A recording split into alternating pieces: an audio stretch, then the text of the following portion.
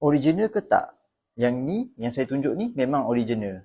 Macam mana saya tahu dia original? Sebab kalau tengok dekat kotak, boleh nampak lambang Xiaomi kat situ. Kalau yang bukan original, yang tiruan, dia tak boleh copyright lambang Xiaomi kat kotak ni. Walaupun kotak dia warna orange juga, tapi dia tak boleh tiru.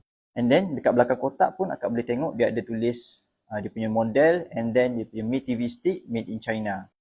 Lepas tu dekat device pula, macam mana saya nak tahu dia original ke tak? Tengok dekat device ni dia ada tulis lambang Xiaomi, sama macam dekat kotak. Sama kan? Ha. Lepas tu dekat remote pun sama. Dia akan ada tulis lambang Xiaomi macam dekat kotak. Tengok dekat kotak ni lambang Xiaomi, yang dekat remote saya ni pun ada lambang Xiaomi. Sama.